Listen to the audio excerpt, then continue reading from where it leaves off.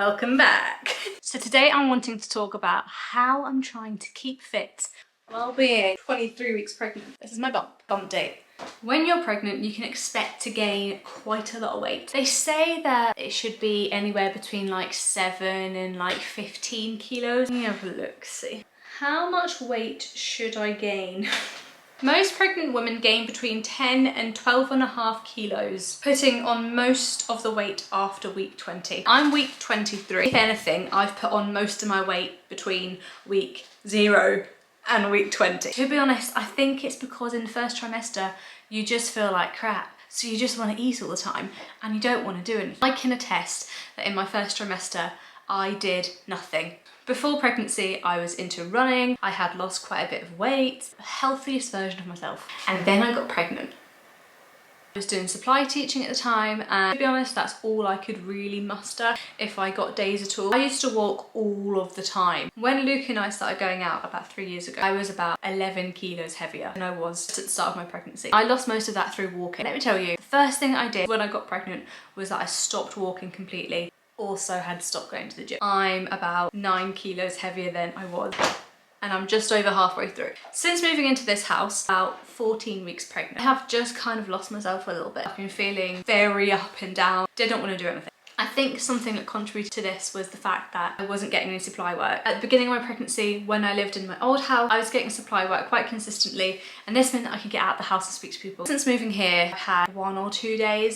I just don't speak to anyone. Something that's always helped me with my mental health is exercise. So today we're going to talk ways that you can keep active while being pregnant. Quite a lot of stuff that you can't do, shouldn't really do, things you can't eat, things you can eat. There's a lot of rules, a lot of people saying a lot of different stuff. My biggest learning curve, you should just do what you want to do within reason. Scrap the alcohol, try to limit loads of artificial stuff, and don't do too much exercise. But that doesn't mean that you should stop altogether. This is something that I did for the first 14 weeks of my pregnancy. I stopped altogether. I'm not judging anyone out there. It also really depends on your pregnancy. If you've got any condition, do not take what I say as advice. I'm just speaking from one pregnant woman to whoever's watching. One thing I'd recommend is get out there, outside, and get on a walk. Keeps you mobile, keeps your hips moving, and you cannot seize up while being pregnant, because one day I'm gonna have to give birth. If my pelvic floor and my legs ain't opening, it's gonna be a struggle. Something that I've started recently is trying to get out on more walks. First thing that Luke and I do in the morning when our alarm goes off, we put our shoes on, brush our teeth, and go for a walk. It's only about a 20-minute walk. It's just enough to start the day. This has been really helpful for my mental health because my routine is the thing that I'm struggling most with. Ever since having a little bit more structure, making sure that I get outside at least once a day has contributed so much to having a more stable mental health. If you want to do it inside, go on a treadmill. I actually have a treadmill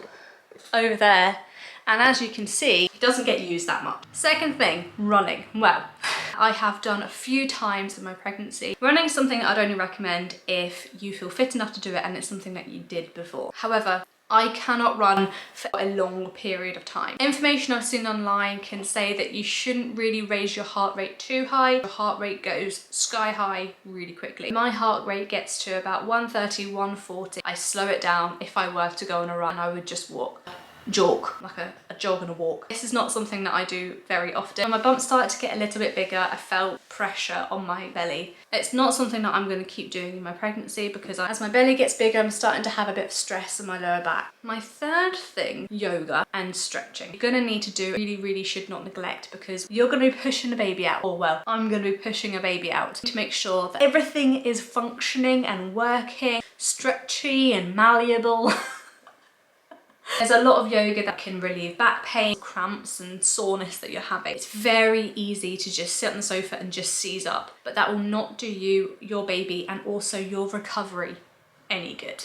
My fourth thing is the gym. For me, this means strength training. This time a year ago, I was what I would like to call a baby bodybuilder. I took it seriously. I had guns. But ever since I went to Tenerife last summer and had an all-inclusive holiday, now, it kind of went out the window a little bit, and then I am where I am now. I signed up to the gym when I was 14 weeks pregnant, got a personal trainer plan and everything. When I spoke to the personal trainer and I said about my pregnancy, main motivation was to be active and stretchy. He told me I should be doing bench presses and deadlifts. I haven't taken his advice. I don't think the priority should be gaining muscle per se, and it definitely should not be losing fat. I'm only gonna get bigger, I'm only gonna get heavier, I'm probably only gonna lose more muscle mass. He also recommended that I do lying down bench bench press, which is incredibly dangerous thing to be recommending to a pregnant woman. Once you hit your second trimester, especially your third, you should not be lying down on your back. You shouldn't be doing things that put you at risk of injury. So when I go to the gym and do strength training exercises, I'm sticking to the machines and I'm just doing dumbbell work. At the gym, you can also do cycling, which is really important to make sure that you don't lose your cardiovascular health. So many benefits to exercising in pregnancy. Studies show mothers who exercise during pregnancy give birth to children who are much more likely to exercise themselves. It's also really important for mood regulation,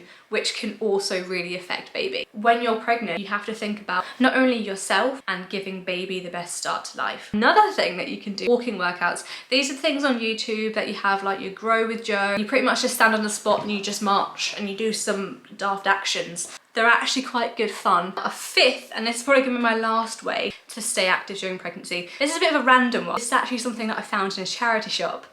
But if you're someone that's really struggling with pelvic, hip or back pain, I have got my trusty, this isn't made up, there we go, my trusty little foot pedal machine. It's just like a little bike that you just pedal with your feet. If for whatever reason you need to sit down all day, you can sit there, watch the telly and just pedal your little feet like that. This is better than nothing. Something is always better than nothing. Those are my 5 top ways to stay active during pregnancy.